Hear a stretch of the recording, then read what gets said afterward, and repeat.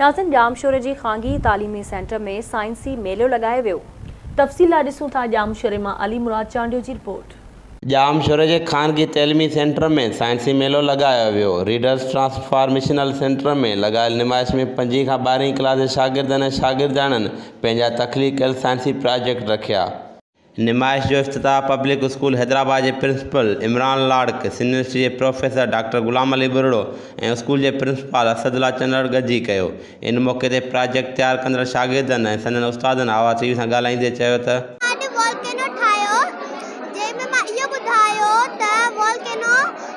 Blast थींदो ऐं उनके हीट मिली करे कीअं ब्लास्ट थींदो त वॉल्केनो इन जेके हीट उनके मिलंदी आहे ऐं ब्लास्ट कीअं थींदो आहे। जेको मेगा स्टोन हूंदो आहे जेको मेल्ट थी वेंदो आहे उनमां हीट जेकी हूंदी आहे उहा जॾहिं वॉल्केनो ते पवंदी आहे त हो ब्लास्ट थी वेंदो आहे। असां ठाहियो आहे बोर एटॉमिक मॉडल।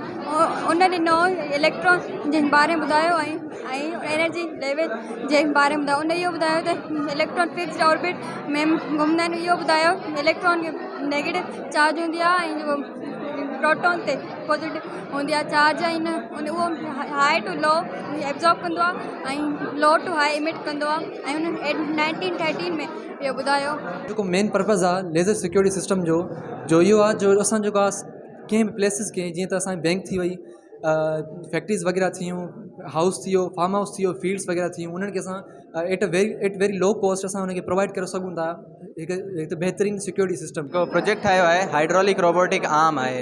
इहो हाइड्रोलिक्स ते बेस्ड आहे, यानी जेको फ्लूइड डायनेमिक्स यानी इंजीनियरिंग जी हिकु वॾी वसी फील्ड आहे।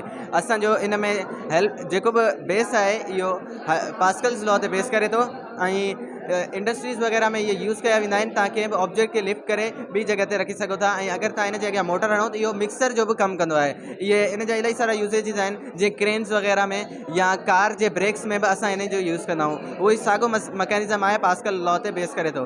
पास्कल लॉ इहो थो चए त जेको तव्हां फोर्स एक्सर्ट कयो था उहो हूंदो प्रोडक्ट इन जो प्रेशर जो ऐं एरिया जो। ही साइंस जो दौर आहे, इन जे करे असांजी सभिनी खां वधीक तरजीह इहा हूंदी आहे त ॿारनि खे साइंस जे प्रोजेक्ट्स में वधि खां वधि पार्टिसिपेट करायूं। जीअं त ॾिसो था हिते 5 क्लास खां वठी इंटर क्लास ताईं जा जेके बि ॿार आहिनि उन्हनि सभिनी पंहिंजी महिनत कई आहे, प्रोजेक्ट्स ठाहिया आहिनि, नंढा वॾा प्रोजेक्ट्स जेको आहे सो, ऐं उन सां विजुअलाइज़ेशन जेका आहे सो मिले पई थी। ॿिया जेके ॿार आहिनि उन्हनि खे मोटिवेशन मिले पई थी ऐं हीउ सालियानो प्रोग्राम हर साल असांजो ऑर्गेनाइज़ थींदो रहंदो। साइंसी मेले में मुख़्तलिफ़ तइलीमी इदारनि जे शागिर्दनि दौरो करे प्रोजेक्ट बाबति ॼाण पिणु वरिती। अली मुराद चांडियो, आवाज़ टीवी, जामशोरो।